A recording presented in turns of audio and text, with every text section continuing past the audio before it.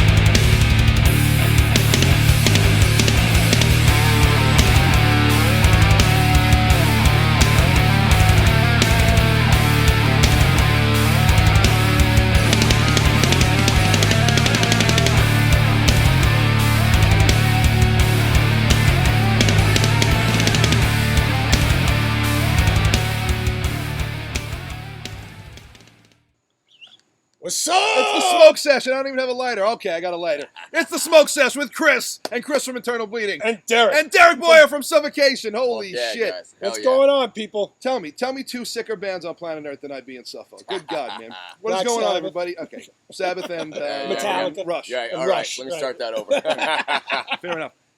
Sabbath and Weezer. Bruce Hornsby in the range. What's going on, everybody, man? It's the Smoke Sesh. It is Saturday, August something, 23rd? 23rd. The summer Or is almost over, 22nd. Beats baby. me. I wouldn't Sucks know. ass. I wouldn't even know. I got what some month teeth we're in. pulled the other day, but I'm actually feeling good. I'm going to attempt smoking today. First time in a few days, so What's up, Chris? How you doing, brother? Thanks for tuning in. Thanks to everybody who's tuning in. We We appreciate it. You know what we do out here, man? We just we were going to hang out on the fucking deck anyways and get lit Saturday afternoon, so we might as well fucking flip on that FB Live and check in with our peeps. Derek, where Yeah. you been the last few weeks? Out in California? Yeah, I've been I in haven't California. seen you in like a month, dude. I was out spending some time with my good friend Tim Young. I Am Morbid, Decrepit Birth, and Shout out you to guys- Kelly McLaughlin. Yeah. Good cats, man. That was unfortunate circumstance. Had a brother pass away, but in a weird way, it brought me close with my father, who I hadn't That's spent all. time That's, with. Yeah, that's so good. finding something good. Thank God there's something positive. Yeah, right? and then being able to see Tim, I went to stay the night, ended up staying for a week. So that's how that always goes. Tim's But a man, dude. yeah, shout out to Tim. First time I ever went into Full Force Studio in 2004. Me and my friend Matt Martins, we started Without Remorse earlier that year, and we were looking for a place to record, and we ran into Joe Sincata at an Eternal Bleeding show before I was in the band, and he said, "Hey man, I heard you guys are working on a demo. Why don't you come record it with me? Come check out the studio." Gave me the address. Full Force Studios.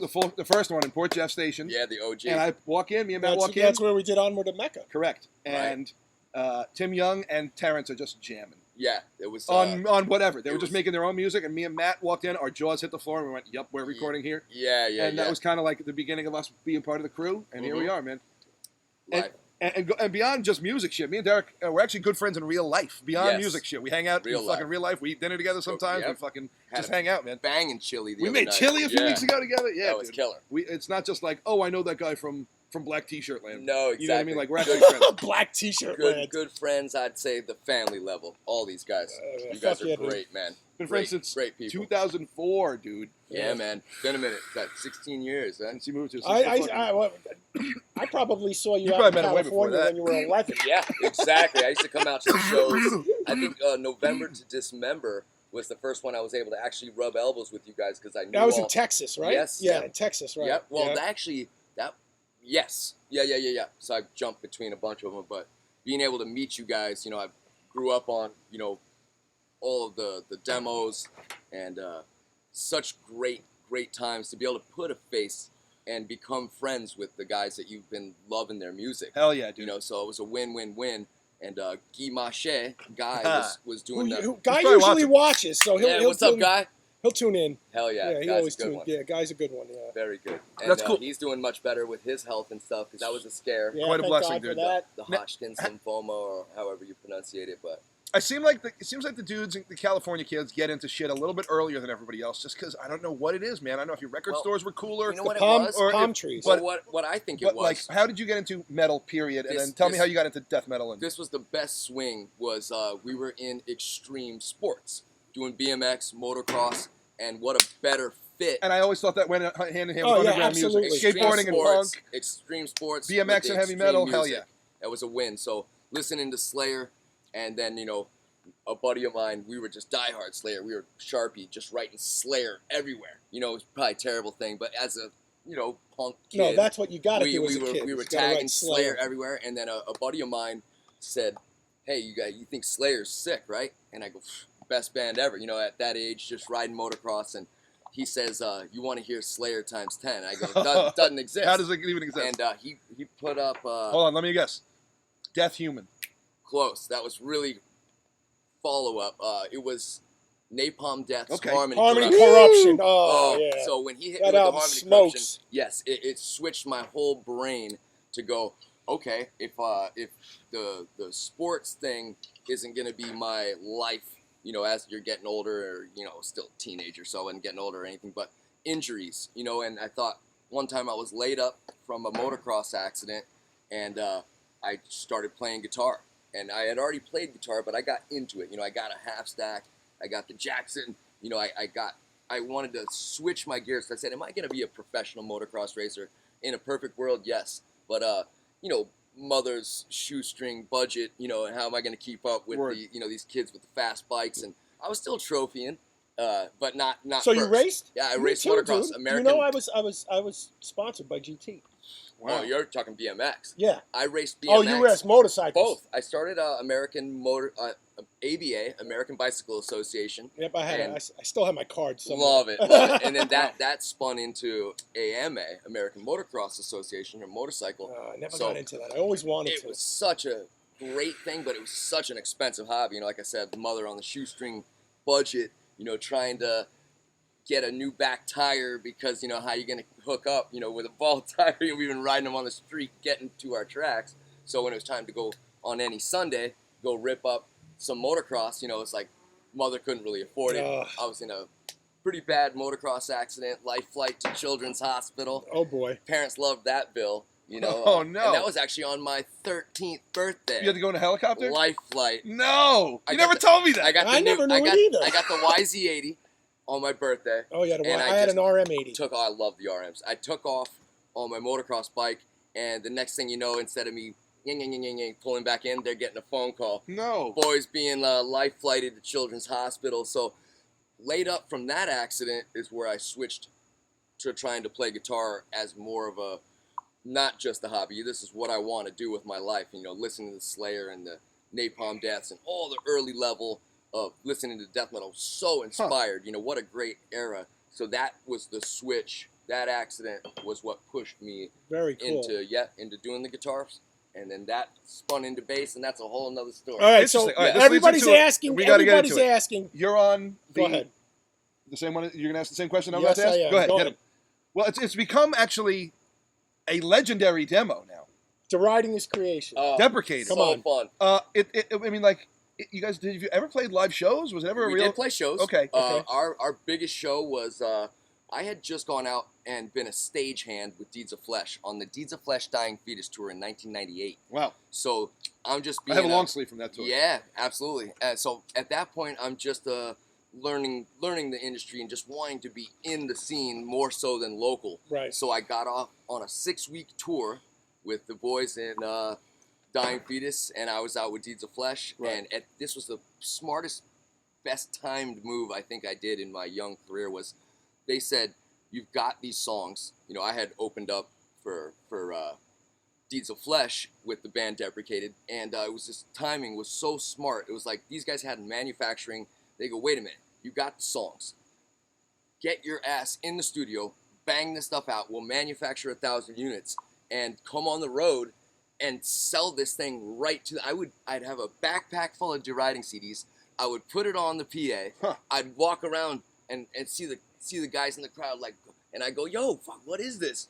And they'd be like, "I don't know, but it's sick." And I zip Yeah, right out of the backpack. And so I was like a used car salesman of death metal, you know, by pushing the product. Stay in the frame. Smart man. Sorry, You're all it's easy excited. to do. Stay It in the is, it frame. is exciting. It's awesome. It's awesome. Tell them the stories of, doing this. What year is this that you That did was in 1998. Wow. I was gonna say 98 or Yeah. 97, right? And I think we had to get it recorded in 97, but it was manufactured in 98.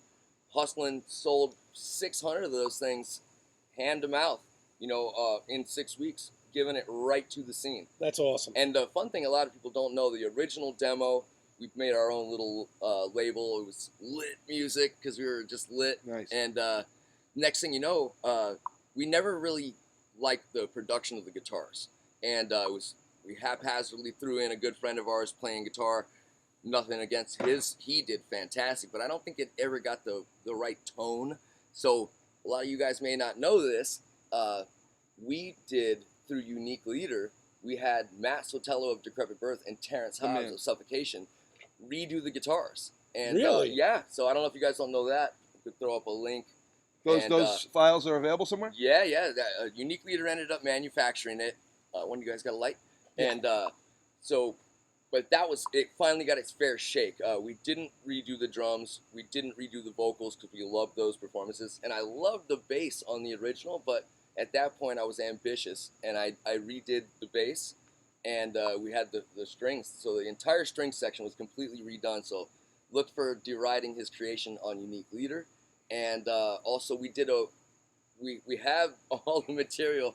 Maybe when hell finally freezes over, we'll do the LP. But yeah, is that ever going to happen? that would be fun. The material's there. Everybody's asking, where's a lot of people asking Deprecated? The that. material's been there since '99, and I think funny enough, it's still relevant.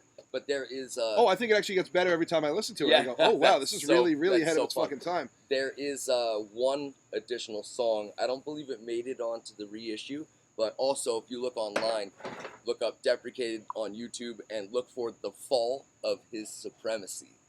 And there's an additional song with that exact lineup, and it's aggressive as fuck. We love it. Everyone, do this fucking album already, because Wow. it's just sick. Here's a question. What got you from guitar to bass? That was also interesting.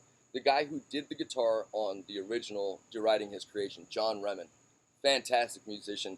And again, like I said, we rushed getting the mixes right. But John had tricked me. I got your light. I'm sorry. It's guys. your light. It is. Yeah. Sorry to interrupt, but it is the SmokeSesh.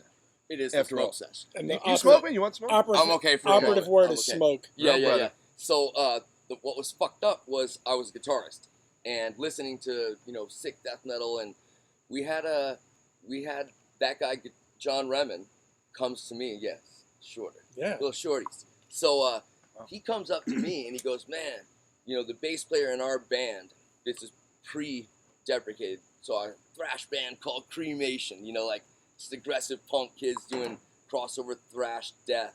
And I was playing guitar, and this guy John Remen has joined our band. This is pre-deprecated at this point, and he says to me, he does this trick move. We go down to Guitar Center, and he's like, gets this sick bass off the shelf, plugs it into this sick SWR bass rig, and he turns to me and goes, now don't you wish our bass player, cared enough about his equipment to have banging shit like this? And I had been fighting some self-taught technique with the guitar. He was a GIT, a Guitar Institute guy. Yeah. MIT or whatever. So he's so proficient with all of his technique, and I had heart, but self-taught. So I had a lot of little weird tricks. I wasn't using my pinky, and he tricked me. He listening to this badass bass sound at Guitar Center, and he goes, don't you wish our bass player cared enough about his equipment? And next thing you know, he had been kind of planting this little weird seed to like, man, God, a lot of guys, when they realize they have years of self-taught technique, they either have to start from the ground up or they end up quitting. And he was able to weasel his way in, and basically we heard this badass tone. He turns to the sales rep and he goes, "We'll take it."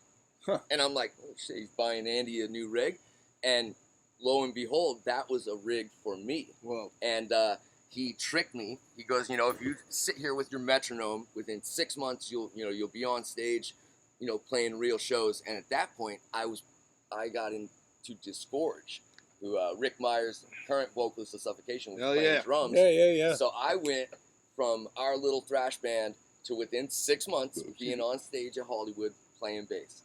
Pretty fucking cool, man. Interesting story how I got switched into it. Wow. And by many, I don't like to blow fucking smoke up my own friends' asses, but you are regarded as maybe the best in the entire genre, my friend. You are regarded as such. I thank you for the kind words. I will always say I was a late start. I've been doing it now since 95, playing bass since 1995. And I was always so motivated by the guys that I thought were the best players, like Steve DiGiorgio, Alex Webster. These guys were just beasts of players. And Tony Choi and, Chris Richards. Can't say Alex Webster enough. These guys were the guys that inspired me to sit What with my about guys metronome. like Jaco Pastorius? Monster. Stanley Clark? 100%. Okay. These guys are definitely in my little repertoire of stuff that I was inspired by. But again, Stanley Clark's one of my favorites. You can't go wrong. Insane. Jaco, Stanley, you can't go wrong with those guys as players, and regardless of style. Like if they were just that players. fusion jazz that played. Yes. I mean, you can compare a lot of 70s fusion jazz to death metal. For sure, with the intensity. The complicated intensity, and meter changes, and all not that stuff. hiding. The typical bass player, there's so many jokes, difference between a bass player and a medium pizza. Well, a medium pizza can, feed a family of 4. So you always thought of the bass players, as being, hiding in the mix, friend of the band, so to take the Jacos and the Stanley Clarks and to see that these guys are predominant in the mix. They are in there, not hiding, not tucking. And so having that kind of inspiration, aggressive sports, we into aggressive music, and then the next thing you know, like we're playing, we don't want to hide, we want to be banging, clanking in there. So just inspired as a young musician, hitting my metronome for 8 hours a day when I was a kid. It was like wind up. Wind up metronome, and if that thing would wind all the way down and you had to stop and wind it up, I would let that thing wind down, 8-10 times in a day, in the early inspired level of a new bass player. And that's that's a key, except for him who's like a clock, like Neil Peart was. But playing to a metronome is critical for any beginning guitarist. Yeah, but I'm not a good guitar player. I have you're great timing. great I have player. insane timing. You have You're a insane great timing. player. I have really good. Yeah, you're a great. You're not a great guitar player. You're the man. Yes, you are. You're great at what you do. Put it that way. I figured out at an early age that I would do a certain thing really well. Right. And there are other things that would take me out of my own comfort zone to try and figure out to do. Or it doesn't really interest me, some of the other things. You know what I mean? That was me too. I just want to do the thing I'm good at. I wanted to make that's awesome, and that's why you're so good at it, though. Yeah. When I didn't aspire to be a bass player as much as I wanted to make this death metal sound sick. Clanking through, banging through, and what kids today maybe. And now I'm old, officially old now because What I are you, say 33? No. You're off by a decade. I am 43. Wow. But the fun thing Still was a baby. When I was, you pricks. But the best thing about I it just was cut mine. when you're a kid, you hear the older gentlemen say, "You kids don't know what you're talking about." And I turned around the other day recently and I said, "Kids today don't know what the fuck they're talking about." So I immediately was like, "Yes, I'm old." But you know what? I think that gives you, the only advantage I think I have as being old is that I grew up experience. I grew up on different music, and I'm able to bring that into death metal. It's very important. And I think it's one of the reasons I think Internal Bleeding stands out is because I'm a 70s guy. Sure. I grew up in the 70s and the 80s. Well, what I think legitimizes Internal Bleeding and this current lineup is that you are one generation removed from original heavy metal. Like, you weren't kind of. You didn't just grow up in MySpace like me and the other cats that are my age and shit like that. You were there since day one. You went to the shitty clubs. You've seen so important. punk bands before metal was metal. Like, so you were there. Yep. I see you in the same right. You have the same wisdom as Kirk from Crowbar. You have the same wisdom as the Morbid Angel guys. If not, you're in that pantheon of what you've seen and done. So you know what I mean. So, yeah, it's pretty cool. Good. I mean, I went to every good, and it shows in the music. You know what I'm saying? Internal Bleeding is a directly influenced band from the original. You guys have that soul. Heavy metal. You have the heart of it. So many bands are mechanical. It's something I never want to be. You always wanted to have the feel of it, and when I got into it, I wanted the opposite. I wanted the mechanical part to come through, and I knew that the soul was gonna be there. But if I focused on the mechanical part, and this is where I was going back, the soul would come. Yeah, I knew it was there, but I wanted to be such a mechanical type player that now I've come full circle, and it's like the soul of the music is important. The mechanics are there now as we beat them in. Right. But the best thing about that wind-up metronome, and that the kids today, because the speed keeps changing, and you have to keep up with it. It's like a real drummer. This is something that people today, everybody plays to a click. Everything's been edited fucking 1,000 times over, and what people don't realize, or maybe let's say newer musicians that are starting to play to a metronome, what they don't realize, or what they don't teach you in the book, is that you can be on the beat, you can be behind the beat, you can be ahead of the beat. And these are things in the editing world, they just edit you into sounding right, and that's not... That's the thing about Billy, was always good a minuscule behind the beat. Which gave an urgency to everything, and I hear it in our grooves, like on the old stuff. It's got a good pocket. And bands today that do the metronome, and they could play the same exact riff, and a lot of them do. It doesn't sound the same because it doesn't have that natural swing feel. that Bill had, where he was always a little bit behind where the click would be. And this is fantastic for the click is here and his bass drum is there. And the problem with kids today and these producers, they edit everything to be right on and it loses the soul. Yeah. And sometimes that urgency you were just saying is like when the click is carrying you through, and then you have this explosion to get back on the beat when you were just behind it. That stuff you can't edit. I mean, I guess you can, but that's not the point. Having the feel. No, you have to feel it. You have to have that real feel. feel. Yeah, you have to feel it. That also comes from, remember, just being able to jam 3-4 nights a week with the entire band? When nobody had jobs and shit, had to be up in the morning, or even if they did, that's what you guys did. When Revenants Without Remorse were chilling at Colin's house every night from 2003 to 2009, when we stopped chilling up there, Without Remorse and Revenants would each practice an hour and a half each night during the week. Yeah, and maybe if not more. Right, 4 or 5 times a week and you get sick as fuck. You become an actual machine. Right. You learn each other's You become an actual machine. That's it. You anticipate everything everybody's going to do. I remember watching Revenants practice one time in 2007 or 8, in the prime of what we were doing. You know what I mean at that time, and I was just like, because they used to suck at one point. They were just a local band. Sure. And then 4 years later of practicing 4 or 5 nights a week, I was just like, turns you into a monster. This is unbelievable. They're on par with the best at the moment. That's right.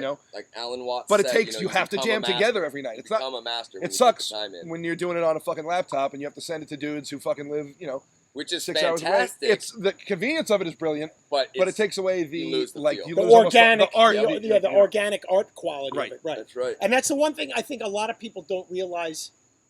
A lot of musicians complained about labels way back when, that labels were ripping off the bands, but labels paid bands to be bands. That's right. They'd say, here's your advance, They put and you don't have to work for a year. Right. Jam your fucking tunes and then go into the fucking studio. You were paid to be a musician. We were just having this conversation, when you're young, like, all you want is to be signed. This idea, we want to be signed, we want to be associated with these other bands on this level. And, back then, that was the world to you. If you were signed, oh my God, this was like the most amazing feeling. And then, you do learn over the years, what do these labels do? What do this? Hey, Mr. Chuck! Charlie boy. We'll get him in a moment. But if he's got Skype, he can Skype in. Yeah, right? I'll text him in a moment. But just the idea of, all you want to do is you want to be signed. You want to be affiliated. And then, over the years, you learn, okay, well, what does the music business do? They pay your advertising. They pay your advance to pay for that production. They pay for manufacturing. It's like, crash coursing this as a young musician. You're starting to pick up on all these little nuances of, well, what is the music industry? We all know that there's a label and you want to be associated to it, but, figuring out what do they do for you? Where do they, take their percentage from, and how it all works. And like I was saying, when you're young, all you want to do is just perform, and wow, they fed us. Wow, what a concept, and then now when it's your livelihood, we start looking around. Okay, how do we streamline this and maximize everything? How do we utilize this to its fullest? And again, they don't teach you that stuff. It's stuff that you have to learn for yourself. That's interesting. What kind of gear are you using nowadays? I'm currently rocking the fuck out of my PV stuff. PV can't go wrong. Shout out to Chris Kelly over there at PV. I can attest that we're all with that fine gentleman. Yep. Crazy Chris. Yeah, Crazy Chris. He's awesome, man. Just had lunch with him in Austin the other day on my way across the country. Oh, cool. Saw Tim Young, saw Chris, saw Zig, got some more ink. Nice. Win-win-win. So where are we going with all that? Very cool. It's a smoke session. It doesn't matter. It doesn't really fucking matter, man. A lot of people are saying what's up. We actually have somebody checking in from Iran. Yeah. How cool. Cheers, man. So cheers, playing the PV amplification. Can't get away from my New York City Tech 21, who does the Sans amp. Big push, big plugs for D'Addario strings and Planet Waves cables. I think it's all D'Addario now. It's all D'Addario. Yeah, that's right. I've been saying that wrong for almost 2 decades. It was D'Addario, and then I got him on the phone the other day, and they're like, "Thank you for calling D'Addario," and I was like, "Fuck, I've been doing this wrong. I've been plugging it wrong." That fucking apostrophe. Yep, got me. But so PV, Tech 21, D'Addario. Can't say enough about the Devil's Choice, my German luthier out of Düsseldorf. Am I saying that right? Yeah. And I'm now second guessing. Well, either way, Germany, the Devil's Choice, incredible instrument. All right, hold on a minute. Yep. Okay, this is for you, Hamed. Oh. I fucking love you guys! Wow. How's that? Okay, Hamed? Yeah. I hope you like that. Yeah. We love you too, man. Thank you for watching, brother. Fuck yeah. Good shit. Yeah, a lot of people checking in, man. We really appreciate it today. It's a fun crowd, man. Yeah. Oh, we got people loving Derek, man. We got to do an unboxing too, You guys, We you guys do. are awesome. Yeah, we do. You guys What are we awesome. unboxing? So you doing this why now? don't you, since you order from her, why don't you explain Jen's Metal Teas? All right, Doing this so now? Not yet. Keep it down there. Yeah. So our friend Jen Halen, is that her last name? Halan? I don't know how to pronounce it. Halon. But she's got an awesome heavy metal eBay store, and Nice. she's got pretty much every T-shirt I've ever seen that I've ever looked for on there. So Jen's Metal Tees on eBay. Got some really sick shit, man. So anyway, she sent us some cool Digging shit. deep. Jen has Fun sent us stuff. Jen sent us a box of goodies. Sick. Because we were talking about I think 2 weeks ago, Chris and I were talking about T-shirts we always wanted. That's such a fun. And I had said I wanted like a Rain and Blood, not a Rain and Blood, a South of Heaven shirt, because that's like Sure. one of my favorite shirts. A Vast shirt. I don't know what you were saying you wanted. Anyway. Chris said he wanted a screwdriver shirt. No, I'm just kidding. Yeah. Anyway, we got this big. Wow! Holy We got shit! this box from Jen Metal Tees. So why don't you hold that? I gotta get a letter. Whoa. I gotta get a letter opener. You got one in the house? Yeah, this is the. Okay. Here's the letter opener. It's a 1800s French That's amazing. bayonet. That's amazing. Yeah, don't kill your guitar player. Okay. Chris is going to open that box, and we're going to see what we got in it. Like it went smooth. You're bleeding a little. Oh. Gotta get this on the old. Let me tell Charlie he can Skype in. See if he can Skype me. Now, ask him if he has Skype. If he has Yeah, Skype, I believe he does. He's doing this. because I'll turn Skype on. I'm surprised this came, man. Fucking USPS is all fucked up at the moment. Right? Let me tell Charlie boy. Charlie boy. Okay, the unboxing begins. Let's see what we got. Chris says Skype in. Oh shit, we got a lot of little things going on here. What you got? You got some Black Let's Sabbath. see, we got Chris. Hold on. I just want to open this up just in case Chuck freaking calls us. What is that, Skype? Yeah. Look Just at in that. case I guess this is for you. Black Sabbath guitar picks. Oh, yeah! That's sick. That's killer. Oh, Jen, What a great you company. made me so happy. I guess that's for me. A Nine Inch Nails sticker. This is a waterproof sticker. This is going on my BMW. Hell yeah. Fuck yeah. Some postcards with the actual logo This of is the like company an of the awesome store. grab bag. It's Jen's Metal Tees. eBay.com/STR/Jen's Metal Tees. She's also got a Depop. Depop.com/genocidal. We'll post those fucking links in the comments shortly. Yeah, we'll get some of that. Tony Jefferson. Iommi pins, Chris. These are for you. Holy shit. Oh, my God! So sick. I'm going to say this is for me. A Depeche Mode sticker. Holy shit. Look at the card she wrote us. Oh, read it. It says, to Chris and Chris, thanks for the support. Jen and Jen's Metal Tees. Wow. Jen, thanks so much. We love you, sister. Say hi to your husband. My kids just absolutely adore all the stuff you sent them from Sledgehammer. eBay.com/STR/Jen's Metal Tees, folks. All right, so we got some patches going down.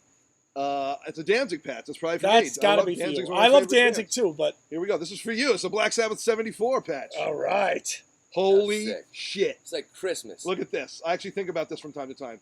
This is probably for Chris. You telling me? Black Sabbath 1974 Long Island Arena. Oh, backstage pass. Nice. All right. Oh, cool. A Metal Blade Records sticker, the label that won't sign us. A Glenn Danzig and Henry Rollins sticker. That's probably That's for for me. both of us. That's for both of us. We love these guys. That's fucking awesome, dude. I actually saw Henry Rollins driving a Mazda 6 in Hollywood. California, yeah. In Oh, front, wow. And I went, that's a sensible fella. Yeah, right. And here's That's Danzig. Danzig killing Henry Rollins, I believe, for some reason. Why would that happen? Because Henry Rollins has turned into an asshole. That's why. Oh, I'm sure he's fine. Here's a Yeah, Misfit sure. sticker. That's probably for me. That's definitely for you. I love the old Danzig. Here's a Night Demon sticker featuring the tall man from Phantasm on it. Thank you. I don't really Angus I don't know who that Scrimm. is. Yeah, the man. He died a few years ago. Yeah, unfortunately. poor guy. Another Depeche Mode sticker. That's sick as hell. And Black Nigga. Sabbath coaster for you. Oh, look. It's the win. It's a Never Say Die coaster, and it's going to be used right now for my Whoa. whiskey. All right, we got some shirts in here. Now too. we got shirts. Jen, This you, is your insane, by the generosity way. is ridiculous. This is fucking sick, by the How way. neat. We'll I'm gonna post the say links this in the is- we'll post the links in the comments after. What? That's killer. What? Danzig shirt for your boy? Nice. That's sick as hell. What? Depeche Mode shirt for your boy? I almost thought when it was folded up that it said "Without Remorse," and I was like, "How did she get a "Without Remorse" shirt that you don't know about?" Oh my god. Gotta love that. Here we go. Yes, my favorite death metal band of all time, Morbid Angel. Oh, that's a good. That's That's one of my favorite shirts. Masters That's of awesome. Chaos. Chris, I believe these are probably for you. Oh hell yeah! All Get right. into it, baby. Look at the win. Thank you, Jen. That's insanely fucking generous. Okay, none of you guys know this band I know them. because you have to listen to them on tour constantly. But Okay. this is one of my favorite bands in the world. Vast. Wow. Jen, I love you. I love Vast so much. Wow. Nobody likes Vast except me, I don't but know they're that. one of the greatest bands ever. It's a one-man band. Yeah, I don't know. I don't know. It's like to hear it. eclectic as hell. Hell yeah. Your Great vast band. fortune. Now, this That's what? Never Say Die Baseball tee. Oh, baseball killer. team. Now, here's a funny story, Hit Jen. me. Hit me. When I was a little kid, Humid. I saw Black Sabbath and Van Halen, and I had, Wow. I bought, well, my sister bought it for me. I bought the T-shirt from the Never Say Die tour. It was the same thing as this, except it was light blue. I wore it to school every single fucking day with a giant cross like this big. That's amazing. In 6th grade. It was awesome. Thank you so Sick much. as I can't fuck, wait to dude. wear this all the time, and it's going to be worn on stage constantly. Jesus. Whoa. The hits just keep on coming. Oh, look at this. God, man. What? Whoa. Is that a long Wait, sleeve? it's a long sleeve. Look at the back. Oh, that's sick. Look at the back. What is that, How Volume 4 badass. logo? That's fucking awesome. That's the Volume 4 logo on the front, and this is the... Oh, you better wear that on stage. Oh, God. Look at this back. I was That's actually thinking of getting this tattooed on me, and I never get tattoos. You should get it like a but- teardrop. Hey, for the 6th grade nostalgia throwback. Oh. You should shave your head and get that like Steve. Like Steve's got the Look IB at, logo. look at that. What? Nostalgia 6th grade throwback right there. Derek, I would Yeah. give you $150 for that shirt if you still Oh have it. my God! Look at Jen. that. Wow, Jen's Metal Tees on eBay. Jen, thank you so much for the hookup. Good shit. And it's really cool, man. Like The I links said, are going to go in. Chris is going to type in the links. ebay.com/str/Jen's Metal Tees. That's eBay. And she's got a Depop as well. The Depop page is... Hold on, let me For find the that. dinosaur, please refresh my memory. What is deep? I don't know what it It's is. either. There we it's go. like a third party. You can like just list your own merch Oh, okay, and cool. list your stuff and have your own little store, and it But goes how right to fun, you. And though, you because then pay you a can- little fee for the hosting, and And imagine how neat it would be. Depop.com/genocidal. Jenicidal. Wow, thank you again, Jen. That's really fucking cool. So Derek, Jen says make a list. Derek, Jen says make a list for let's do it. Cool stuff. I'm excited. Try And so saying that's some neat cool though ass with shit. the Depop. So like you could buy the T-shirt. Oh, we love you, Jen. You're welcome. Speaking of which, guys, on my Yeah. fucking personal Facebook page, I listed some of my own classic, used, vintage, heavy metal, and industrial, and death metal, and hardcore merch. And I listed some of Derek's shit, too. That's super Some neat. of your fucking stage-worn shit and some fucking classic shit Hell that you yeah. never wore before.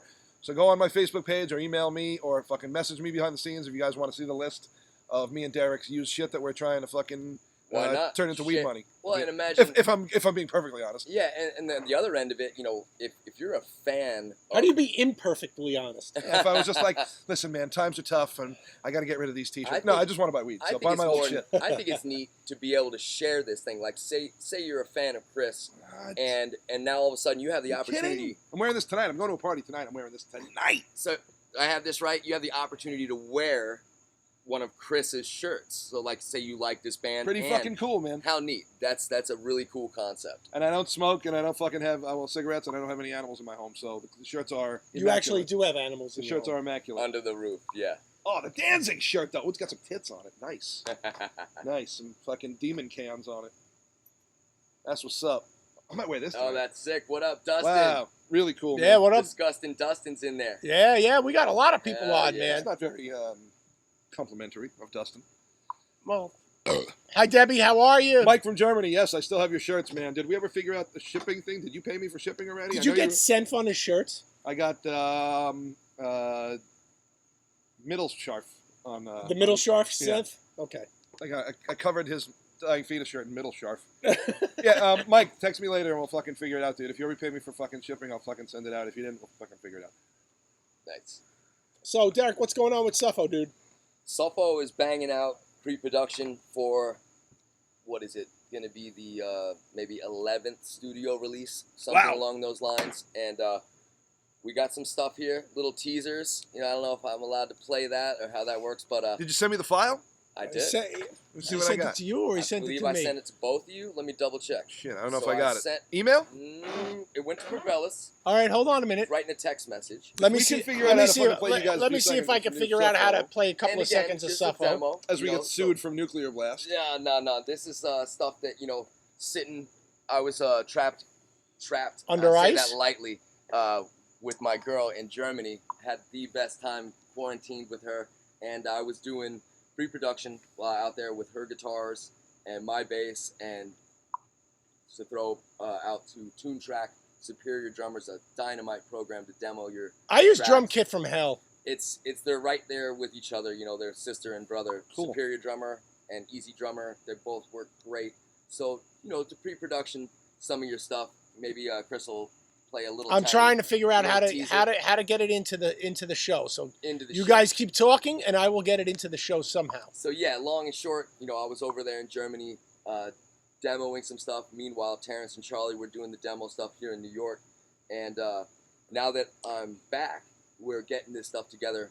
Literally last night was my first night back in town, and did some drinking with the boys and got a game plan on the table. I believe Eric Marotti will be able to come back into New York mid-September. Oh God, hopefully. Mid-September is what he's being told now, so we will get some real demoing going down. Terrence is little home studio is coming along fantastic. Yeah, it looks sick down there, man. And it's the stuff that we're getting out of there sounds right too. You know, he's got some outboard gear, and again, just for a demo's sake, if we can hear what we're doing and it allows us to reflect on it and say, well, that should be played longer, or that part can go all together, or hey, let's play this part quicker, and you know, pre-production is stuff. Can't get it in. Well, we can always just hit play on it right here, just to give you guys a little tease, and then they'll go, well, the fidelity, you know, coming through a speaker after through a speaker after through put a it speaker. up there because it's using that, so maybe they can hear it. So professional of us. Coming through. Yeah.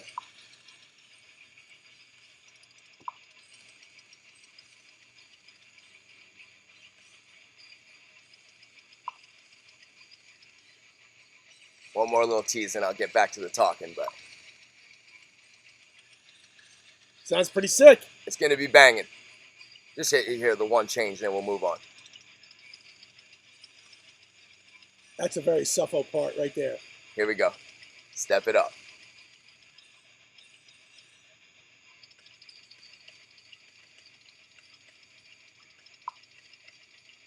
Nice.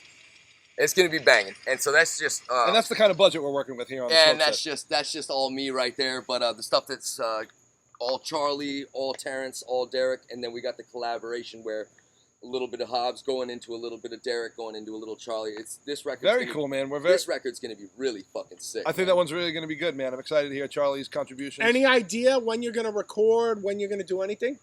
It's this whole COVID thing has got. See, this is why I wanted to discuss this with you. Typically, we would have a good frame of mind. Okay, we're off of a touring cycle. Let's get back into an album cycle. Hold on one second. Amanda, we can't get the volume any higher. I can't feed it into the thing, so that was the tease you got. Turn up the volume as loud as you can, because that's all you got. Sounded good to me and Chris. Little answer going, it's too loud, and the rest of the world's like, we can't hear it. Sorry. Well, I take this fucking second. I want to shout out BrutalGlass.com. They're our official sponsor. Brutal Glass is great. Holy fuck. They also sponsor Suffo as well. That's true. They sent us some fucking package. So you're saying they have good taste. Grinder with the fucking custom box up. with the IB logo on it. And my Brutal Glass 7.0. This is actually Tony Keel. All right, I thought it was Mark Richards. It's actually Tony. Really pumped about Tony's that. the man. So shout outs once again to Brutal Glass guys. Brutal They're Glass our is fucking Yeah, Brutal Glass is awesome. Not that I official sponsor. High quality product, and they're backing, Suffocation, backing Internal Bleeding. What a great company. All right, so what's your first impression on Internal Bleeding? How'd you hear them first? Where'd you fucking come across them? This is for me. I punched Derek in the face. Yeah. The IV stuff hit me like a ton of bricks because we got Suffocation. We got Pyrexia. These were coming through. Down the grapevine, through the grapevine. Hey, if you haven't heard this, check this out. So somebody comes to me and goes, "What about Internal Bleeding?" And I go, "What? You get punctured? What about it?" And they go, "No, the band." And it was Perpetual Degradation. Hell yeah. And it was so fucking sick. It was like right what we wanted. We got Effigy, and then it was like, okay, Breeding was coming out, and I think Perpetual Degradation 94, am I correct? Yeah, 94. Yeah. So right after Breeding the Spawn, and it was great, because Pierce from Within hadn't come out yet in 95, so we were hungry for more of that New York slam, and we just took it to the extreme. it was great. What we got rid of all the blast beats and just fucking did all groovy parts. Did all the sick groove parts, and you take what you like from what else is out there, inspiring. And the slam that IB brought was so fucking right, and it held us over, until that's cool. Yeah, it was great, and I went back and okay, now I have to bash my head on the railing to remember. Yeah, no. I'll save that. I won't embarrass myself. But the demo just before Perpetual Degradation. Invocation of Evil. Invocation of Evil. So with the Wallace Milton era and all that stuff. So we were able to keep ourselves satisfied with IB, and then what was it? Voracious Contempt, 95. Yeah, right. I got my. Look at you got your dates right, man. Got it together, man. I barely have my dates right. It mattered to us. We wanted to read the liner notes. This is a thing that's missing in today's genre or in today's era. Is everything is digital, so you can get a song, let's say iTunes or even just emailed from your buddy or whatever. But there was something about holding the physical CD, it was You want a sip of this? I'm gonna get a drink. Okay. when you I'm sorry to interrupt. when you held the physical CD. Chris has to pee. And I'm thirsty. thirst. So, being able to hold that CD and saying, wow, okay, there's a date on this. You get an MP3, you don't really... You don't know shit. You don't. Yeah, I like the song or I don't like the song, but with the tape trading and the CDs and, Wild Rags, I used to love thanks lists. Yeah, you could read through a band's thanks list. That was where I was headed It's like, next. oh, I'm going to check these guys out. Yes, Ooh. because if this band that I like mentions another band in their thanks list, now this gives me something to go and dig and go look for. And it was great because, you would read the lyrics with the band, read along, and then you would, read the thanks list, and you would see the dates, and you would see the company logos, and there was something so real about holding your physical copy where that's lost right now. But I think some of It's it, coming back. I think some of it still exists in the,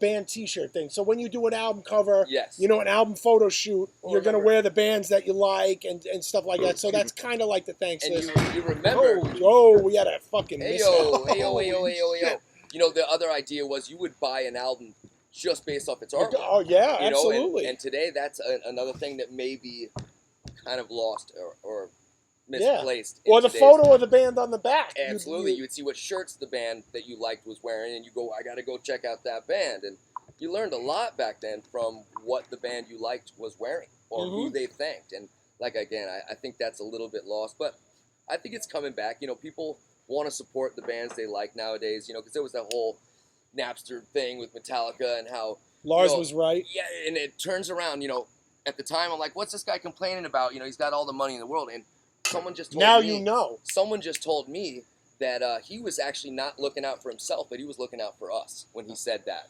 And He already Doesn't had it make his. sense? he was all He set. already had his. Doesn't it fucking make sense? He was absolutely looking at Lars He was was looking right. out for us. I said it. I remember when Lars made that quote. I was at the A Room studio. Yep. I can actually remember this. I used And to chill we- at the A room. And we were discussing this, and all my friends were like, "Yeah, music should be blah blah blah blah." And I was like, "No, Lars is right." I'm like, He was not "How wrong. are you going to make a living as a musician when everybody's just giving away music?" And they're downloading it. And now look where we are. Hell, the fucking hoodies are fucking $50, Do you know how much you $60 get? Do you know how much you get per stream?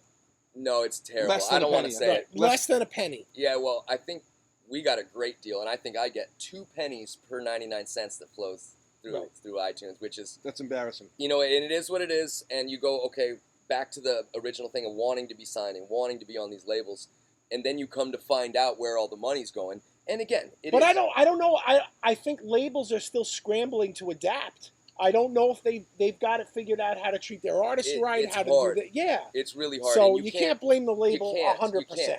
No, and at the end of the day, they're in the business of making money. We're in the Right. business of making music, and now down the line, we end up making a living off of our music, and you got to imagine, royalties used to be in the thousands, and now they're in the hundreds, and Yeah. then that's even a stretch to say that, because you make your money playing the shows, you Right. make your money being Merch. out in the streets, yeah, because back in the day, you could probably cut a really good album and people would actually buy it, and the royalty, mechanical, and publishing would actually come down the line to you.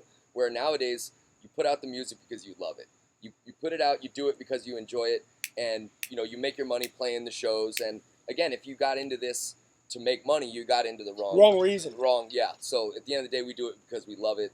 And, So how do you guys? Okay, so I mean, Chris and I, we're not making a living doing this.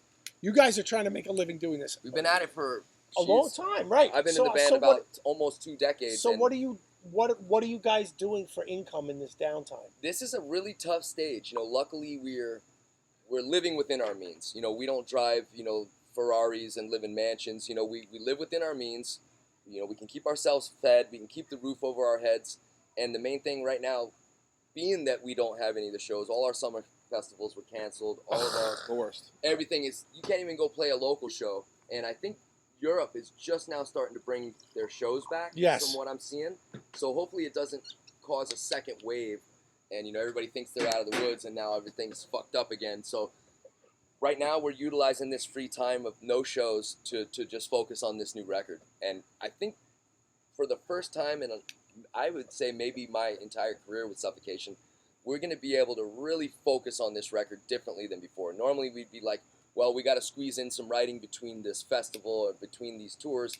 And right now, no shows, no tours. Right. we're focusing. You don't 100% find of our okay, so energy. you don't find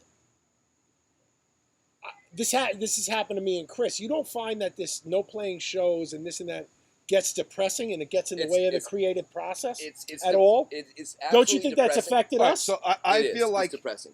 we have to capitalize on the time because there's nothing else to do. But I also feel like I'm almost forcing myself some days. Right. And I'm like, is this even good? Is this what I even want to play when it comes back? Am I like even inspired to do it right now? You know what I mean? Like we were just saying, normally you're inspired. You come off of a tour, you saw some sick bands, you just, you came home, you made your money, you got your bills paid, then you can, be inspired to write this music. Where right now, it is a little tough. We don't have the inspiration of coming off of a fresh tour. So, but again, I think we're changing gears and we're going to really lock ourselves in the studio and say, what from this experience will be different than the other albums. Okay, that's a good way to look at it. Yeah, we're trying to stay positive. Yeah, we're missing certain inspirations, but being able to focus solely on the record, writing, focus on your material, collaborate with each other in new ways that normally it's like, okay, Hobbs will write a song, I'll write a song, or, I'll throw my rhythms into something that Terrence has written. Right now we have such a great lineup. Everybody gets along really well. Everybody plays really well. And the constructive criticism, we're allowed to freely say what we feel. Where, sometimes you want to tiptoe, like you were saying, though, this isn't about Chris's feelings. This is about it's not about my feelings. It's not about his feelings. It's about the song. And Chris and I want and sometimes Chris and I will diverge on where we think the song should go, but we talk about it, and maybe we butt heads a little. But you have to. He compromises, I compromise, and then we come out with something that we're both happy with, and that ends up being, in my view, it ends up being IB, and it ends up like, wow, this is like, it's unique. Yeah. It's a little Chris, it's a little this Chris. And that's what we're about to get. And I think that's a good thing. I think when you let the egos get too much in the way, you end up with the Beatles, and you end up fighting each other and not. That's not what this is about. That's not why we started this stuff. It's about the song. You have to be open. I think you have to be open. So for me, for example, Chris is younger than me. He writes different riffs. And some of them he writes that are uncomfortable for me to play. Sure. And I might be a little uncomfortable, and like my first knee-jerk reaction will be like, no, but then I'm like, I'm going to fucking learn it because it's sick. Yes. Let's do it, because I want new stuff. I always want the band to go forward. Right. And I just don't understand how people can't be. You can't keep putting out the same record. No, you can't, and I can't believe people can't be. I can't believe people can't be open-minded and let their egos down and. Right. And I know it's a sensitive thing with art and all that, but you have to because it's not a one-man band. Right. If I wanted a one-man band, I'd be the Chris Pravelis band. I want bands to keep honing the thing they do really well every album. Like, I don't want Dying Fetus to have weird. Like spacey interludes on their next album. I want them to be the ultimate version of Dying Fetus. Yeah. Every album, each album, they go, "That was sick. Let's do that sicker." You know what I mean? Right. That's what I want. Pushing, you know what I mean? I don't necessarily want them to experiment. Right. But I don't want them to get lazy. Well, that's the thing. I want to experiment. Right. A little bit. You got to. I want to experiment. Well, that's the thing too, because if you go from, well, we're going to stick to our formula.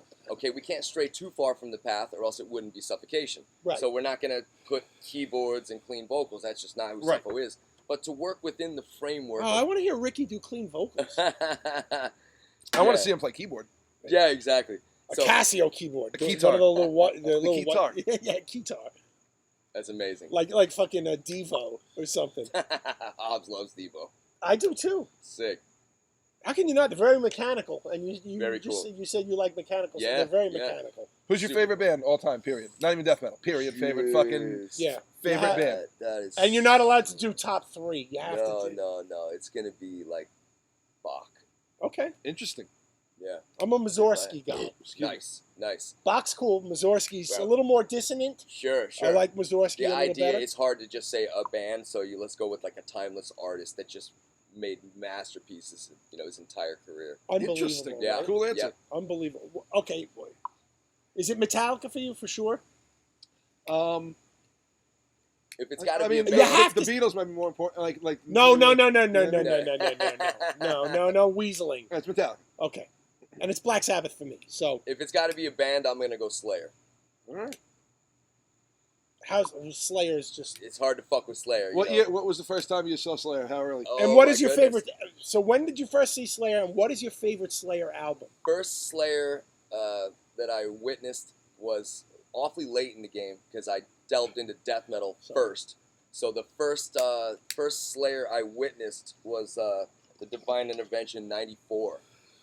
It's a good album. Yeah, Sick. it was, and I mean it was I The was Bostov debut. yeah, I was about to say I was sad because I missed the Lombardo era from the jump, but then years later we end up playing with Slayer, and so fucking great to be able to like share the stage. We played direct support to Slayer in the Czech Republic.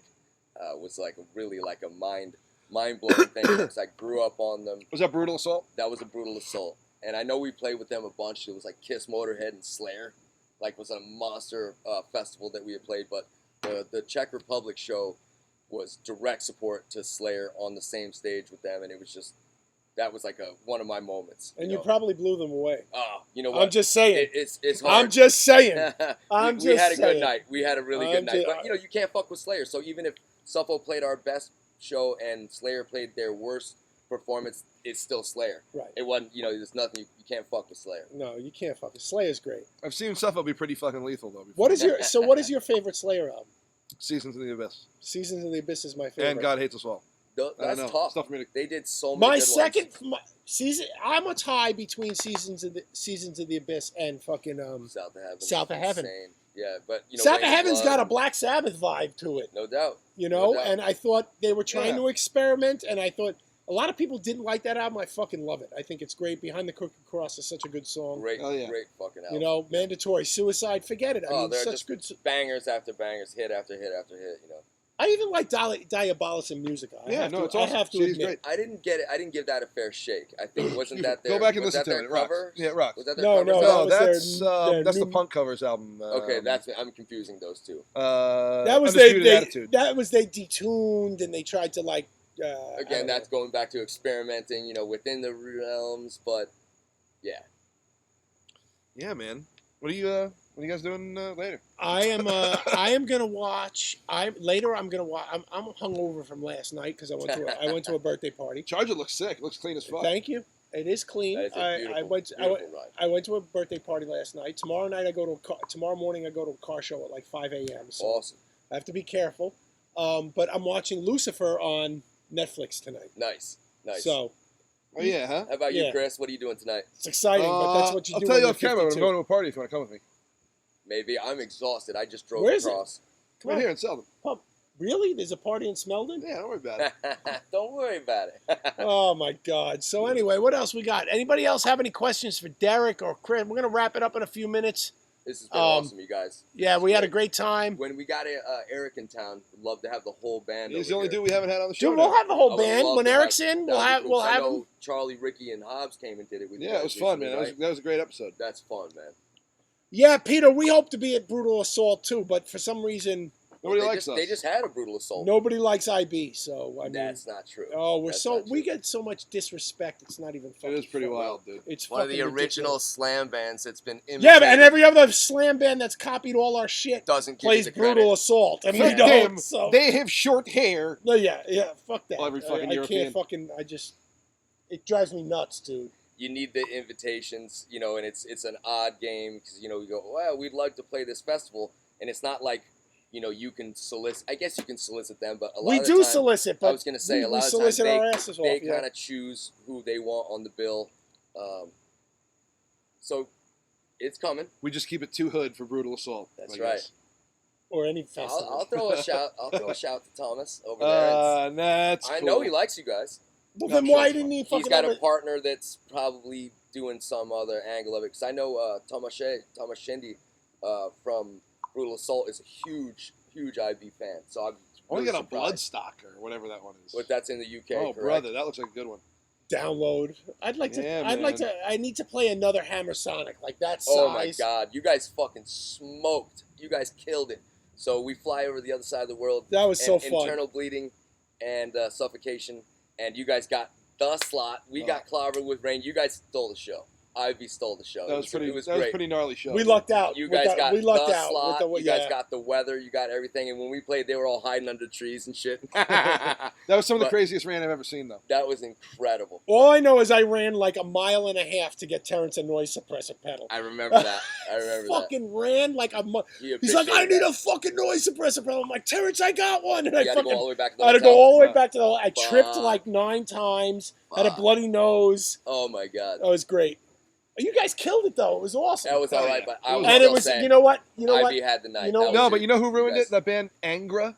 They played wouldn't between stop us. They wouldn't fucking stop playing. playing. They They between played us, right before 'cause you We were guys. on the same stage. Yeah. But there's the A-B stage. So They were playing the same time while you They guys were. wouldn't get while off you guys the were fucking set, they would stage. not we were stop sitting there ready to fucking go. playing. We're like looking at the clock, like, hey, isn't it our turn? They would not They just kept fucking playing. stop playing. Yeah. I wanted to shoot their singer. Go over and unplug. Go. Start fucking unplugging, dorks. Sweeping up on stage, you know. So you know what was a great thing about when you guys were playing? Okay, me and Billy Oh yeah, were on the side of the stage, I remember that. and I remember looking at Bill, may he rest in peace, and Bill goes. Bill was the man. Bill looked at me and he's just like, "This is so fucking awesome! I can't believe we're Being here." with our brothers on the other side of the world. and Fucking believable. and Getting he some was New like, York he death was metal like, to him. yeah, he was like all fucking smile. I'll remember that till the day I die. I mean, Billy was so fucking happy You guys were and great, so man. excited. Yeah, he had a great time. Always that's right, great, man. but that was you guys stole the show, man. That was my There was favorite steam idea. coming that off was your head. that was kind of like a life affirming show where That I was a just like, great show, man. okay, 10,000 people are going fucking berserk You guys right had now. the sickest pit. Like, yeah, it was you guys pretty had nuts. a great fucking show, man. we just hit these people the right way for some Yep. reason, and Well, they've they been were waiting just. for you guys for fucking decades. It was fucking You bring it to unbelievable, 'em. dude. I think about that show every day. I'm like, oh That was a my great god, show that you was the guys show that killed I it. was just like, okay, We're doing this. Yep. doing it. Yep. You know what I mean? Derek, let me ask you a suffolk question. Yeah. Breeding the Spawn. I know that's before you. Yeah. Production wasn't so great. It was a hard record to listen to. Are you ever going to redo the Yeah, whole album? Here's where we're at with that, and a lot of the world doesn't know this. On every Suffocation Oh, I know album, that. Yeah, you put a song. we've been doing one Breeding the Spawn song, I believe. But I think it needs to be a cohesive. Here was the idea. So we're 2 albums away. If we do this album and we do one more Breeding the Spawn song, we would either go in the studio and just bang out the remainder, or for the next album. But the idea is once we've redone all these songs, you know, Blood Oath has Marital Decimation. You know, the last one I believe had Epitaph. I mean, each of these, you know, Pierce from Within had Breeding the Spawn redone. So literally, that album is 2 songs away from being completely re-recorded. And what we would do is we would take all those tracks and go remix them in one session. So you would have, you know, almost like a best of album. But imagine you open up the booklet, And it's all and Breeding Spawn. it would be like you know, you could do like really cool. resurrecting that's the a great. Spawn. That's a great Resurrecting idea. the Spawn. That's and a then great idea. You open it up, and it's like, okay, so Breeding the Spawn started with Prelude to Repulsion. So basically, you would open it up, and you would see the self-titled album of Suffocation, and it would say, this recording of Prelude to Repulsion was taken from this. You would flip to the next page, and it would show the Blood Oath Brilliant. cover, and it would say, this recording was taken from the Marital Decimation was taken from the Blood Oath era.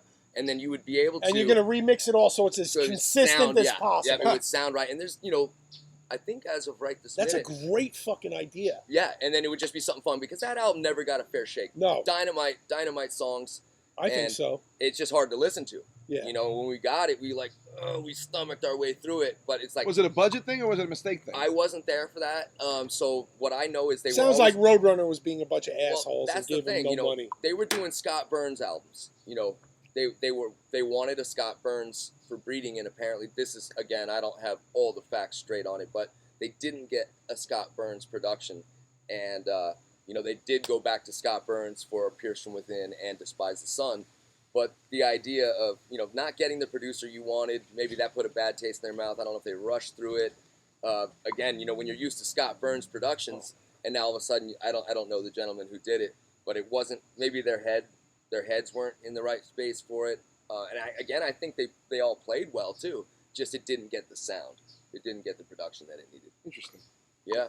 Tough. That's the only But we'll shirt get that I it. never owned. I've owned a We'll shirt get from it. every album over the years. I've never owned that shirt. We'll absolutely be doing something like resurrecting the Spawn. You know, That's a great or something idea. to that effect. So there's no legal problems with you That's having gonna get into tricky territory as well. I believe after 10 years, and And this is another The rights fine- transfer to you. fine like details in the contract. You know, does the label own that performance of the song, or does the label own that actual song right, itself? right. So we'll have to get into those. And that's I remember that. I remember that.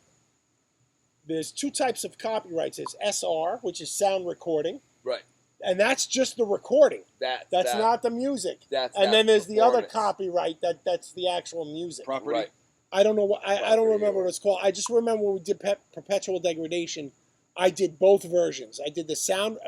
I'd be optimistic that somebody would want to release it and make it happen because there's a need for content in the world. It depends on how, you know what I mean? how hungry Roadrunner is for money. And that's the thing. You wonder if do they really not care? We are literally these tiny little fish in the big scheme of things. I mean, what Roadrunner's got Rush.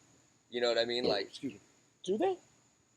The last Rush album, man, I say 99%. Cody and Cambria's on fucking Roadrunner. That's what I mean. So the label's so big. Do they really care about Breeding the Spawn? You know, did it really, or do they care about Voracious or what's that pavement? So excuse me.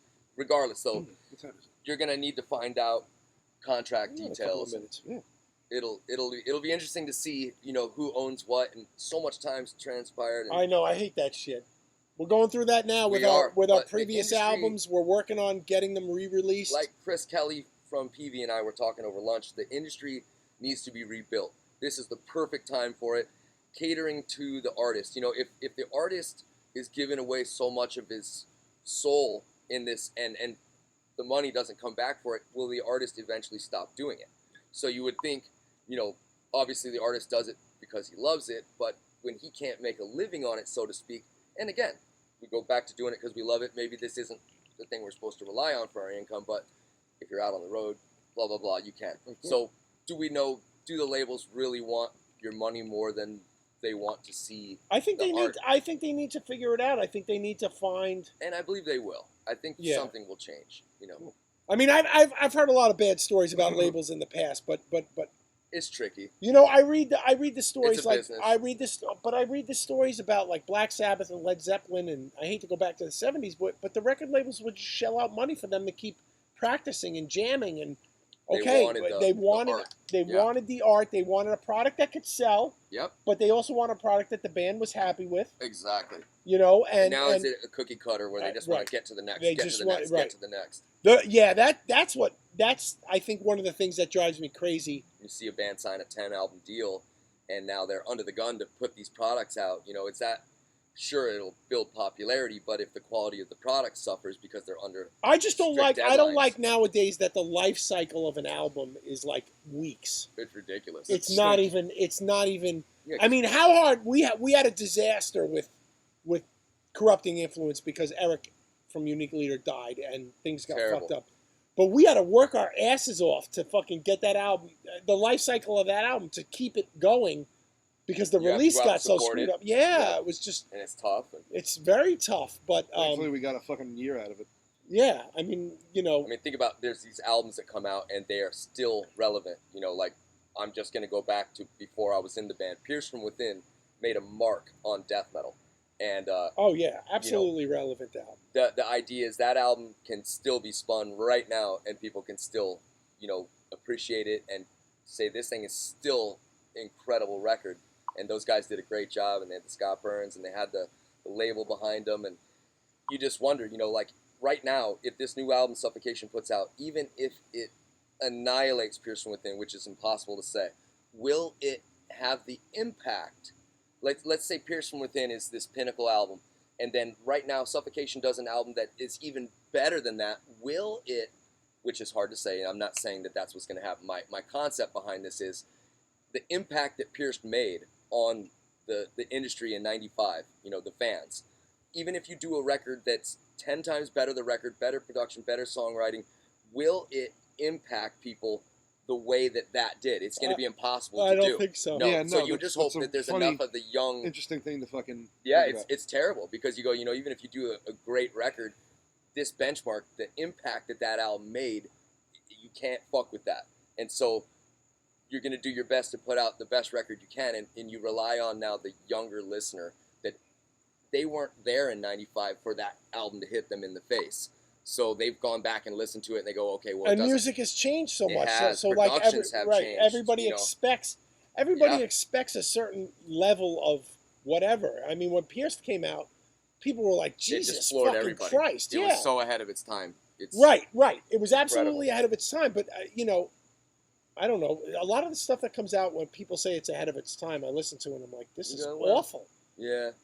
And maybe in 20 years you'll hear it and go, okay, I guess. Something, I guess no, you know was, what? yeah. I think sometimes bands just do stupid shit to be different. And they need to try something. don't even put thought into it. They just do, let's do this. Why? Because nobody else has done it. Right. Yeah, but is it good? It doesn't matter. Nobody else has done it. It was different, yeah. And then everybody gloms onto it because it's like, this is great. Oh, what? Guy like forgot like one of his strings on his guitar and played out of tune the whole time, and that's brilliant. I just I don't know. I don't know what I'm saying actually. Good grief. But you know what I'm getting at though. You know what I'm getting at. Trying experimental for the sake of experimental versus is it good or not? Right. Yeah. And is it true to who you are? I know there's a lot of bands who do stuff that they do it because they know that just out of the box. And that they know that it's nobody's ever done this, so let's do it and put it in the song, and people are going to like it because it's different, and everybody wants something different because everybody has a short attention span. Yeah, well, that's true for sure. The attention span. I was talking shit about social media, which is a necessary evil, but the idea is it's an overstimulation of like to get that much material in one day of going through your socials, you get like a year's worth of reality. Yeah. Like it's just overstimulating, So for me, I stay away from it, but it is a necessary evil. Oh yeah, you have to do social media. You got it. I'm all for it. It's important. Chris is a big social media maven. Especially nowadays when there's really nothing to do except for be connected and try and stay relevant somehow and put the fucking bullshit out there. Absolutely. Get outside, read a book. Keep fucking people remembering your horse shit, Keep yourself fresh in people's fucking minds. You got it. Harold, you're right. You got to write for the song, dude. It's all about the song, and it's all it should always be about the song. And sometimes you start writing a song, I think, and it's like, oh, this has got an X kind of vibe to it. Well, let's make sure that song has this vibe, and craft the song to have that vibe. Yeah, it's all about the song. That's critically important, and I think a lot of people lose that. I think a lot of people just throw parts together. Well, and check it out. Now you're like, okay, there's a production battle. These albums need to sound insane. You got your performance aspect, you got your production aspect, and then you have the song content. And back in the day, the productions, were just what they were, and so it would have to be about the song. Think about it. It's the same thing with film. Back in the day, they didn't have exploding ham sandwiches. They had to have a well-written script and rely on lighting, where today they have so much CGI, so that's like the production value of today. You got to write a good song, and where Terrence is going right now, and he's not wrong. I used to always battle him with this, since I was like, well, no, it's got to have the best production. He goes, fuck your production.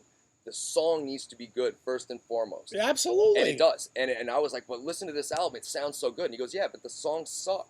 And I go, but it's so fun to listen to because it bangs my stereo just right.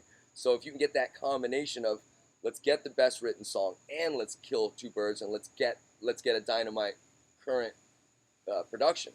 So how involved are you in final mixing and things like that? Well, we've gotten more and more involved over the years, because think about back in the predating me, Scott Burns knew what the hell he was doing. Nowadays, you get these engineers and they do know what they're doing, but we're in there rubbing elbows so tightly with them that we wonder. We go, like we have such a say in the production, but maybe back in the day, Scott Burns goes, here's your product. And today we're going back and forth, let's say with Zeus, and we're like, okay, let's go full circle here. Turn this up, turn that down, totally give us a different voice on this, and it'll change a lot of what it is. And like I said, nowadays we have such a strong voice with our engineers, with these producers, that right now we're cutting some demos that sound fucking great. We're like, wow, man, like if we're gonna tell this guy so much of what we want, at what point can't we do it ourselves? And that's an interesting question. It's a fine line because ultimately we don't have tens of thousands or $100,000 worth of equipment. So of course, mixing in the box with plugins shouldn't ever be able to be as good as all this outboard gear that these real studios have. But I mean, for our demos right now sound better than some of our previous albums, because think about Breeding the Spawn is a perfect example. Well, yeah, but that you can't use that. You don't use that as a benchmark, but think about the old productions back then were dynamite, and they're still great productions. But today you can get loud and clear mixes working right in your laptop, in your Pro Tools. It's amazing, It's right? incredible. I mean, even our demos, you and I listen to our demos, we're like, that new IB Jesus. demo sounds fucking awesome. Yeah. And I don't know what I'm doing. We finished you finished the song the other night that I think is pretty good. Hell yeah. And the production is fucking banging. Yeah. The production is good. It's like, Jesus, I can't believe I did this in my computer. I gotta pee. Man. Jesus. Now he's got to pee. First he had to get a drink. Now he's got to pee. We're gonna wrap it up in a few minutes. So if you got some questions, if you got a couple of questions for me, Derek, the Chris's, whatever. If you want to ask why Chris is peeing so much, he can't stop drinking. He just had a tooth pulled, so that's pretty brutal. Yeah, it's heinous. Let me give it a shot. Let me go through here and give a shout out to some people, man. Cheers, Adina. Thanks for joining us. We appreciate it. Harold, I want to address your thing. You said Kiss put out 2 albums a year in the 70s. They put out the same album every fucking 2 years. I'm sorry. I just don't like Kiss. I appreciate Kiss. I appreciate Kiss, but I'm not a big Kiss fan. I love Gene Simmons. He is my hero. He doesn't give a fuck what anybody thinks about him. No fucks given. No fucks given. Gene Simmons is one of my heroes. He doesn't care about anything. He'll say whatever the fuck he wants. And I like the fact that he fucking constantly reminds everybody that he's rich. I think he does. I think it's hilarious, and I love it. I fucking love it because that's rock and roll. It's like, I'm rich. What about it? Yeah, he embodies rock and roll. I love Gene Simmons. Don't like Kiss. I actually got beat up in how funny 5th or 6th grade because I said Kiss sucked to this kid who was a big Gene Simmons, big Kiss fan, huge Kiss fan. I can appreciate Kiss, and geez, they benchmarked all of rock and roll and heavy. Well, they invented the live show. They made Corpse Paint. They Paint made too. Corpse Paint. They invented the live show, everything, But their music is just. I never got with it. Yeah. And I can appreciate them, and like I said, there probably wouldn't be the level of theatrics and shows without what they did. Right. And Lick It Up is the scariest video in the world because Gene Simmons is horrifying looking in that video. But that's what I love him. And he was in a Tom Selleck movie. He played a good evil guy in a Tom Selleck movie. That's incredible. With like these mechanical spiders. I forgot the name of the movie. It was a great movie. And then Kiss meets the Phantom in the park. Yeah, I mean. It's crazy. Sorry, I was holding it for like an hour. They know how to make money. That's why I was silent. I appreciate Gene Simmons, but I just don't like the band. So. Anything you want to plug, Derek? Anything you need to? Yeah, Derek. I mean, I can't put say out there enough. In the world, brother? I can't say enough about PV. Our AR guy over there is just fucking. He's the man. All of our companies that are still behind Suffocation, I said them earlier, D'Addario, Tech 21, PV, The Devil's Choice. I believe Terrence is picking it back up with BC Rich, which is huge. That's awesome.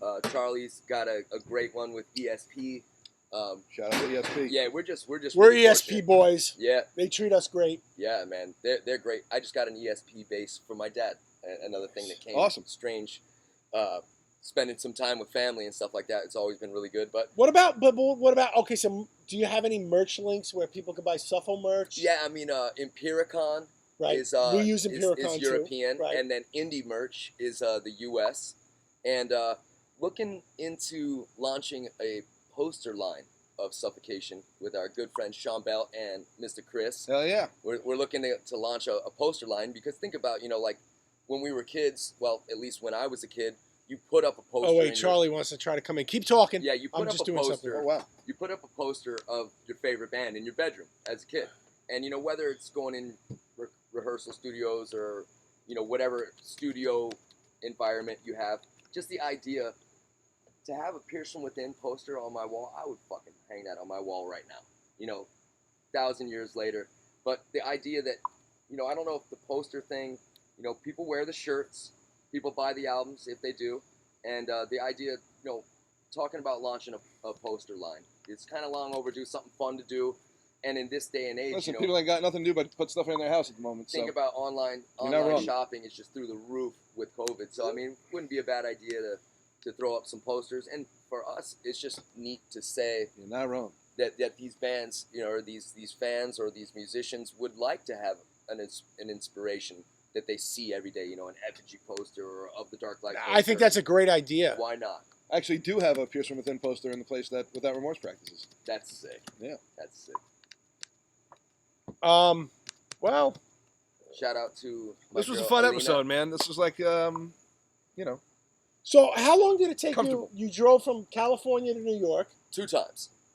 My brother passed away somewhat recently. Yeah, I'm sorry, dude. That's We're terrible. sorry It about happens. that. He's in a better place now. He was starting to suffer toward the end. He had a very strange vascular disease, but he pulled through and lived an additional 11 years. In 11 years, that none of the doctors said, that every time he'd go in for a surgery, they would pull my mom and I aside and they go, we don't know if he's gonna make it through this one. And they said that like 15 times.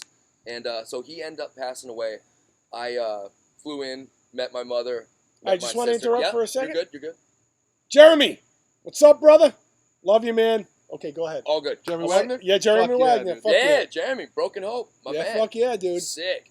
Go ahead. I'm sorry. No, all I good. just wanted to shout out Jeremy. I Hell love yeah, Jeremy. Jeremy's the man. Fucking saw him at the NAMM last time we were out there. Yeah, it was fun. Man. Well, the time before. I love his Chicago accent. Gag him. Yeah, He's the man. great dude, sick band.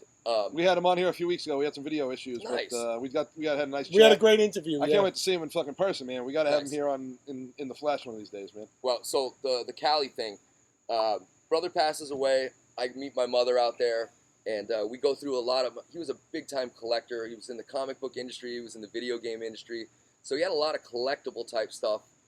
Shout out to our boy Sean Bell. Who's Yeah. helping Hell yeah, Sean Bell's the Sean, man. the motherfucking The My day original job. There's IB only one. roadie. yeah, that's He's right. the boss on of my Voracious day Control. job. He's the owner of the warehouse. I was at the that I work at. Corona. You were at the Showcase Corona Theater, show? and I saw Sean Bell there, and that was before I knew Sean. Sean Bell. knew how to hawk merch, man. Sean, Gore Store he just NY knows how to on move. eBay. Yeah, he's the man. So Gore Store NY on eBay and The Gore Store on Amazon. I have every horror movie poster you can think of. We have NECA toys. We have all the pops. We have super cool. a ton of cool fucking factory shit. you All the guys Super got down 7 there. stuff. So check that out. That's The So- Gore Store on Amazon, and that's Gore Store NY on eBay.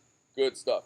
So I was out there with the family going through my brother's collectibles, and I ended up getting a U-Haul truck and bombing that stuff from Cali to New York and got it set up over at Bell's place. How long did it take you to get from I crushed that one. I drove 16 hours my first day, 17 hours my second day, and Whoa. 18 hours my third day. So I it's did like that. being on tour. I went bang, bang, bang, bang, straight across.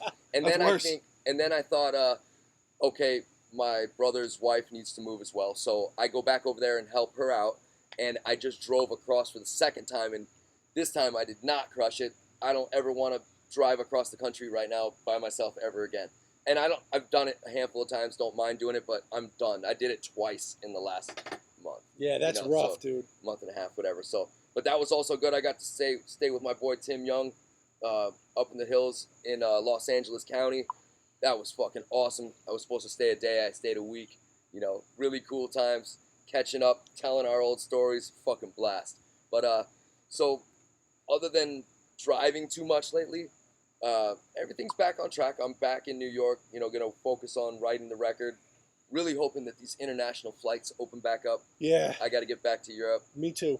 I got to get back. Oh, over yeah, to see you my gotta girl. you Yeah. gotta go back and see your girl. Yeah, Yes. I gotta go back to Europe just to play. I fucking love Europe. Yeah, Europe's It's the best, fantastic, dude. man. It's the best. It's our home away Even from if you home. leave toilet paper all over the place. Well, Europe's our home away from home. We were in the middle of a European tour, and we flew out and did Tel Aviv. And Sick. it was interesting to be in the middle of a European tour to go play Israel and to fly back. When we came back to Europe, it felt like home. It was the weirdest feeling we fly to Europe and we go, okay, yeah, we tour Europe probably second to the U.S., we tour Europe the most. Right. And getting back into Europe after being in Tel Aviv, it felt fucked up to go, wow, we feel like we're home and we're in Europe, so. But I spent a lot of time over there, and I love Europe. I've been in Germany a lot lately, and I love it over there. Yeah, I it's do. great.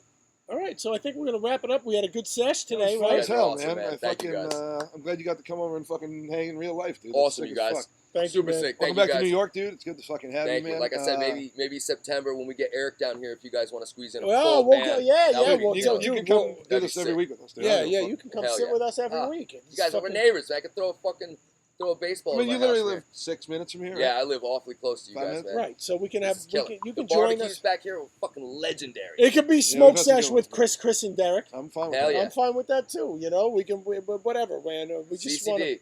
want to be with you guys, and thanks for joining us. You guys are awesome, man. Appreciate you guys. We're gonna Shout outs to brutalglass.com. Fuck yeah. Check them out. They endorse IB and Suffo, the fucking best in the death metal glass Killer realm. fucking glass. Shout outs to Tony Keel, the art. Brutalglass.com. We tried to get Charlie in, but he doesn't know how to use Skype. He's an idiot. Brutalglass.com. We love Chuck. Brutalglass.com. We love I don't know Chuck. if I would know how to do it either. We love Chuck. Funny thing about Charlie. Charlie's the man. He's Guy 2.0. Yeah, Internal bleeding, pyrexia, suffocation. Yeah, He yeah, did yeah. it. He figured it He out. did So- the trifecta. So we took Charlie to Columbia with us, Playing bass, no less. playing bass, no Yeah. less, right? Yeah. And this just came up on the timeline, and I reminded you about this. This was like 6 years ago. It came up on my timeline. Me, Charlie, and Bill got- Charlie loved got. Oh yeah, Fuck who yeah. doesn't love Bill? Yeah, Bill's Who's the the best? man. Bill's the man. We got all fucking drunk on the See you plane, soon, brother. and it was one of the first times you ever flew. You know where I'm going. No, I'd flown a lot, but like I just don't love it. He doesn't like flying. Chris doesn't like flying. I'm so sleeping. I he- fucking fall Chris asleep. is a fast. We have a asleep. layover in fucking Miami, actually. Right. Chris This is is on fast. the way to Miami. Actually, I'm sleeping, and I'm sitting in the aisle seat, Go ahead. and feel a tap on my shoulder from the aisle. I'm like, oh, what? What's up? And it's the flight attendant, fella. It's a guy. And he leans down. He's like, Mr. McCarthy? I'm like, Excuse me? yeah. He's just like, listen. He's like, we have an issue with the plane. Oh my god. I'm just you like- don't like flying as it is. You're like, I'm like, oh, they gagged you. why the fuck are you telling me? Yeah, You why know are what I you mean? Like, singling like, me out oh of my this? God, why are you telling me? And like, before he could even get that sentence out, he starts laughing, and I see These guys over there chuckling. Chris and Billy and Keith And Charlie. and they're like 3-4 rows behind me. They're like, And we're all drunk, and all the flight attendants are laughing. Oh, laughing. Oh, yeah. my The guy takes 2 Heinekens out of his pocket. He's like, sorry to bother you. Yeah, Your friends wanted me to They fuck put- with They you. put him Give up. me It 2 was fucking such- free beers. Oh, it was That's such a great time, That was man. that. Fucking, I hate you guys. I miss Billy so I much. fucking hate you guys. Come on, it was good, Brutal. dude. So Now so it's gotta be fun now. wait. When Guy was in IB, one of the first times he ever flew was to Texas with us. November to yeah, December. yeah. Okay, and Did he have a was pink mohawk? he was yeah. I think White he had a knuckling mohawk. He was white knuckling the whole flight, and me and Bill, the whole flight, every bump, Guy were going down. Oh god. And Guy was so fucking mad at us. He was like, "Stop it, fucking stop!" And his fucking knuckles were white on the back of the seat. And me and Bill are like, "We're going down." Yeah. Every 2 seconds, we're going down. That's it. We're going down. Start praying now. I hate Oh, you guys. Guy was so running fucking. away, going down. Yeah, Guy was so fucking pissed. Love you, Guy. I hope Love you're you, Guy. watching. You watch Hell all yeah. the time. Love Anyway, that. we're gonna sign off now. Thanks a lot for joining us. Thank you guys for Any having last me. words, Derek? Just we'll see you motherfuckers on the other side. We'll be back out there as soon as they lighten up these borders, and can't wait for the new Suffocation record. When's the IB Suffo tour? Let's do it. Let's Any do day. it. You just tell us. I can't believe IB Suffolk Fetus hasn't happened yet in the world. That Yeah, that really, three-pack, seriously, that that three-pack needs to needs to happen. be a It tour. like That should needs have, to happen. it should have happened already. That's what's stupid. It really that should have. Well, that gives us And we're something friends great with to do. everybody. We're Yeah. friends with John. We're friends with Suffo. Yeah, I man. mean, Let's do that, man. let's That do would it. be a fucking slam Dude, fest. it would That be a sold beatdown. out. It would be there'd be fucking bodies being Yeah, there would be. hauled out of that fucking show every night. That So would be really a right. we're gonna Let's work do on that. an IB do Suffo and that. Dying Fetus. Let's So do that. we'll leave it there. Have a good night, everybody. We love you. You guys are awesome. This Thank was you the so Smoke much. Sesh with Chris and Chris. Thank and you Derek. guys. You guys are great. See you guys next week, I think. All right. Oh, no, I might not be here next week. Oh yeah, special programming note.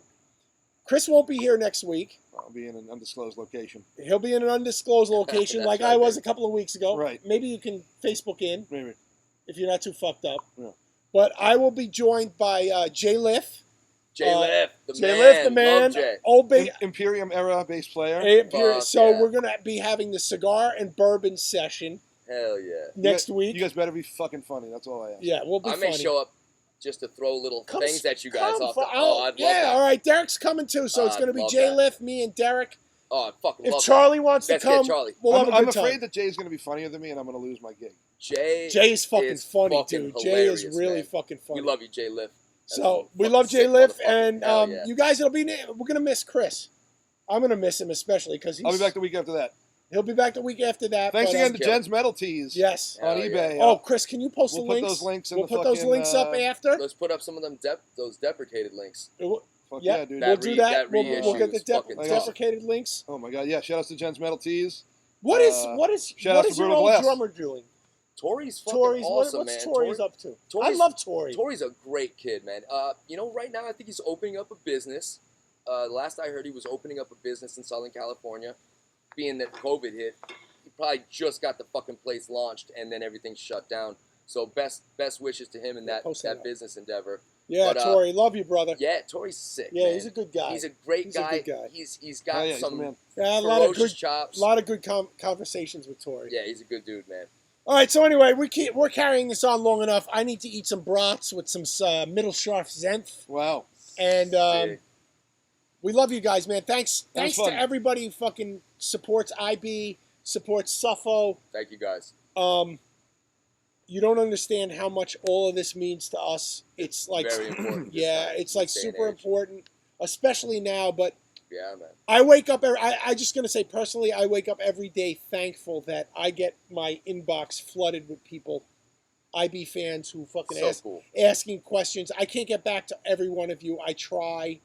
I really do. I know. Chris knows. It's tough. I'm up at 3 o'clock in the morning answering emails. I'm doing my best I can.